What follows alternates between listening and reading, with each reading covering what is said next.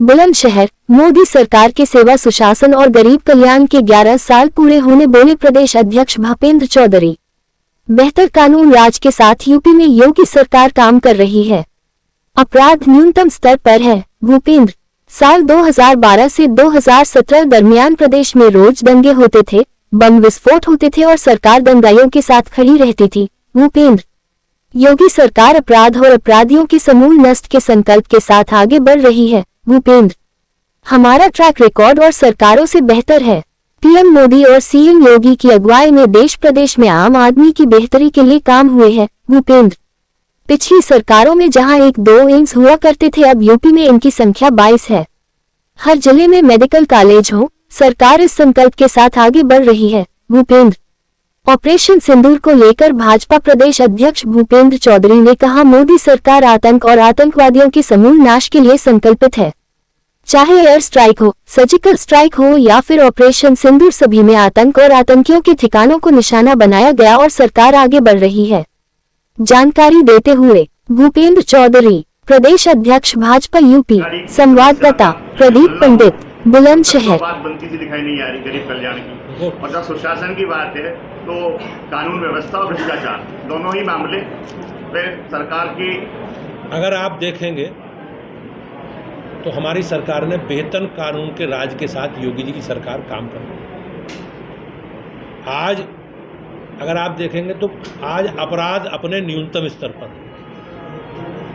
अब पुरानी सरकारों के समय अगर आप देखेंगे 2012 से 17 तक तो किस प्रकार की अराजकता होती थी, रोज दंगे होते थे, रोज बम विस्फोट होते थे और सरकारें दंगाइयों के साथ खड़ी रहती थी, उनका संरक्षण करती थी। लेकिन योगी जी की सरकार ने अपराध के और अपराधियों के समूल नष्ट के संकल्प के साथ हम लोग आगे बढ़ रहे हैं। और निश्चित रूप से मैं ये कह सकता हूँ कि हमारा ट्रैक रिकॉर्ड इन सारे विषयों पर बेहतर है। जहाँ तक आपने सरकार के कामकाज और गरीब कल्याण की योजना, योगी जी के नेतृत्व में आम आदमी की बेहतरी के लिए काम हुआ है माननीय प्रधानमंत्री जी योगी जी के नेतृत्व में, और उसका परिणाम आप अगर देखेंगे तो बिजली, पानी, सड़क, शिक्षा, स्वास्थ्य, सुरक्षा, स्वास्थ्य का जहाँ तक मामला है, आपने देखा सरकार ने पिछली सरकारों के समय केवल 2-3 एम्स होते थे, आज उत्तर प्रदेश में 2 एम्स,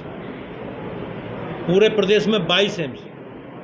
हमारी सरकार ने प्रत्येक जिले में मेडिकल कॉलेज हो, इसके संकल्प के साथ हम लोग आगे बढ़ रहे हैं। हाँ, हो सकता है कुछ जिलों में अभी ना हो, लेकिन हम उस पर बहुत तेज़ी से काम कर रहे हैं। पुरानी सरकारों ने पीएचसी, सीएचसी की बड़ी बड़ी बिल्डिंग बनाई, लेकिन कोई ना प्रशिक्षित डॉक्टर थे, ना प्रशिक्षित स्टाफ था।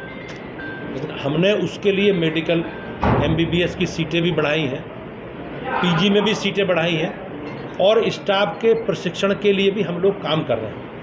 तो कहीं ना कहीं मैं निश्चित रूप से कह सकता हूं, अगर आप पुरानी सरकारों की तुलना करोगे तो हमारी अच्छी परफॉर्मेंस के साथ हम लोग आगे बढ़ेंगे। सर, बार बार ये कहा जा रहा है कि ऑपरेशन सिंदूर अभी खत्म नहीं हुआ है, क्या मतलब है इस बात का?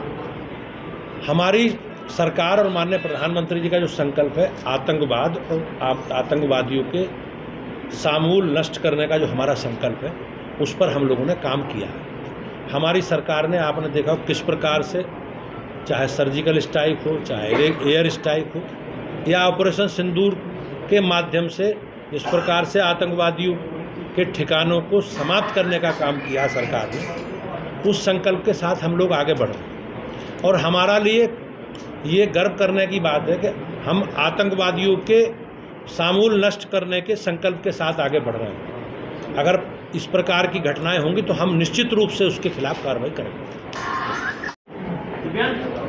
नेतृत्व में सेवा सुशासन और गरीब कल्याण को समर्पित 11 वर्ष पूरे होने के उपलक्ष्य में भारतीय जनता पार्टी ने एक कार्यक्रम डिजाइन किया है, और उस कार्यक्रम के तहत हम लोग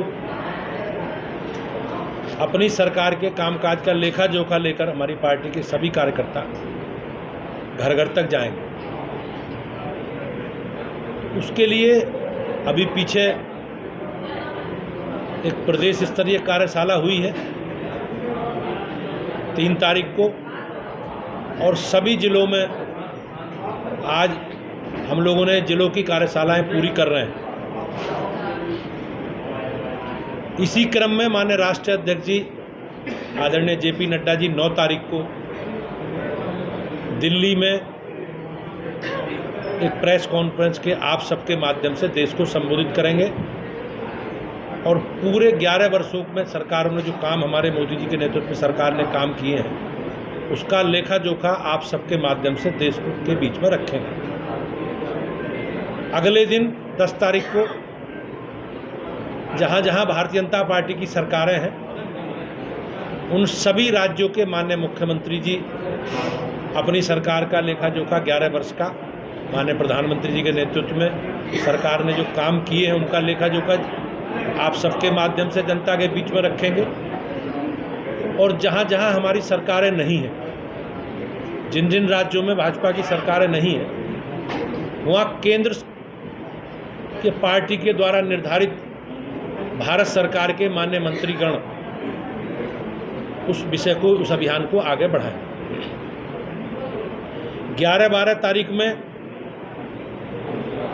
हमारे सभी उत्तर प्रदेश से द्वारा नामित हमारे प्रदेश के पदाधिकारी, हमारे संगठन के वरिष्ठ लोग, सरकार के वरिष्ठ मंत्री 11 और 12 तारीख में आप सबके माध्यम से उन क्षेत्रों में अपनी सरकार के अपने कामकाज का लेखा जोखा जनता के बीच में रखेंगे। तो हमने 2 प्रकार से इसमें सोचा है राज्य की ओर से। सभी महानगरों में जो महानगरों के केंद्र हैं जिले के, उनमें 11 तारीख को, और शेष जिला केंद्रों पर 12 तारीख को हम सब लोग आपके माध्यम से जनता के बीच में रखेंगे। और 20 तारीख तक लगातार हम लोगों ने मंडल, शक्ति केंद्र, प्रत्येक बूथ पर हम लोगों ने अलग अलग प्रकार के कार्यक्रमों को डिजाइन करने के माध्यम से घर घर जाकर सरकार का जो 11 वर्ष का लेखा जोखा है उसके पत्रक हम सब लोग जनता के बीच में बांटेंगे। इसके अलावा 5 तारीख को अभी जो बीता है 5 तारीख, उसमें पर्यावरण दिवस के रूप में हम लोगों ने सांकेतिक रूप से वृक्षारोपण अभियान, एक पेड़ माँ के नाम अभियान प्रारंभ किया है। और उस अभियान को व्यापकता हम लोग 23 तारीख डॉक्टर श्यामा प्रसाद मुखर्जी जी का बलिदान दिवस है और 6 जुलाई उनका जन्मदिन दिवस है। तो लगातार हम वृक्षारोपण अभियान प्रत्येक बूथ पर एक पेड़ माँ के नाम, और इस अभियान को लगातार हम लोग चलाएं। अंतिम रविवार को संभवतः 29 तारीख को अंतिम रविवार पड़ेगा, तो हमारे पार्टी की एक बड़ी गतिविधि अंतिम रविवार को हम लोग करते हैं। सभी बूथों पर भारतीय जनता पार्टी के कार्यकर्ता माननीय प्रधानमंत्री जी की जो मन की बात का कार्यक्रम है उसे सुनते हैं और बूथ समिति की बैठक करके अपने कार्यक्रमों की, अभियानों की समीक्षा और क्या क्या हमें अगले महीने तक, 1 महीने का हमारा कार्यक्रम का रोड मैप है, उसकी चर्चा हम लोग करते हैं। तो 29 तारीख को मन की बात और बूथ कमेटी की बैठक और उसमें व्यापक वृक्षारोपण अभियान को हम लोग आगे बढ़ाएं। 21 तारीख को योग दिवस का कार्यक्रम है। 23 तारीख को जैसा मैंने बताया डॉक्टर श्यामा प्रसाद मुखर्जी जी का बलिदान दिवस है और हम लोग, हमारा राष्ट्रीय कार्यक्रम है वो, प्रत्येक बूथ पर हम लोग उस अभियान को आगे बढ़ाएं। 25 तारीख को आपातकाल तो 50 वर्ष पूरे हो रहे हैं और पार्टी ने एक व्यापक कार्य योजना बनाई है।